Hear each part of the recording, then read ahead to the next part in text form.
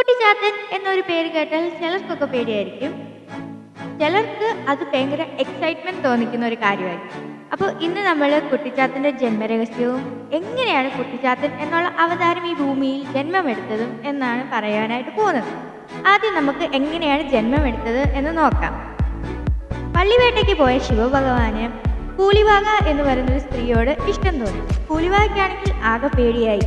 അങ്ങനെ പാർവതിയുടെ അടുത്തെന്ന് തൻ്റെ വിഷമങ്ങൾ പറഞ്ഞു. അങ്ങനെ പാർവതി ദേവി കൂലിവാകയോട് പറഞ്ഞു, നീ ഒന്നുകൊണ്ടും പേടിക്കണ്ട. ശിവൻ വരുന്ന സമയമായപ്പോൾ കൂലിവാകയായി പാർവതി ദേവി രൂപം മാറി. അങ്ങനെ അവരിൽ ഉണ്ടായ കൂലിവാകയിലും മഹാദേവനിലും ഉണ്ടായ കുട്ടിയാണ് കുട്ടിച്ചാത്തൻ. കുട്ടിച്ചാത്തൻ പൊതുവെ നല്ല കുരുത്തം കെട്ട ഒരു ആളാണെന്ന് നമുക്ക് എല്ലാവർക്കും അറിയാം. അയാൾ നിവേദ്യമായി സ്വീകരിക്കുന്നത് കള്ളാണ്. കള്ള് പൊതുവെ കുട്ടിച്ചാത്തന് നല്ലതുപോലെ ഇഷ്ടമാണ്. ഇനിയും കുട്ടിച്ചാത്തൻ്റെ അവതാര രഹസ്യം എന്താണെന്നാണ് ഞാൻ പറയാനായി പോകുന്നത്.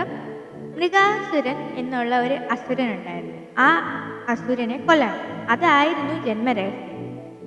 അങ്ങനെ അവർ യുദ്ധം നടത്തിക്കൊണ്ടിരുന്ന സമയത്ത് ഈ മൃഗാസുരൻ കുട്ടിച്ചാത്തൻ്റെ കയ്യിലെ തള്ളവിരൽ മുറിച്ചു മാറ്റുകയുണ്ടായി. അതിൽ നിന്ന് ചോര ഇറ്റിറ്റ് വീഴാൻ തുടങ്ങി. ഈ ഇറ്റിറ്റ് വീണ ചോരയിൽ നിന്ന് 400 കുട്ടിച്ചാത്തന്മാരാണ് ജന്മമെടുത്തത് എന്ന് പറയപ്പെടുന്നു. Thanks for watching. Subscribe for more videos. Har Har Mahadev.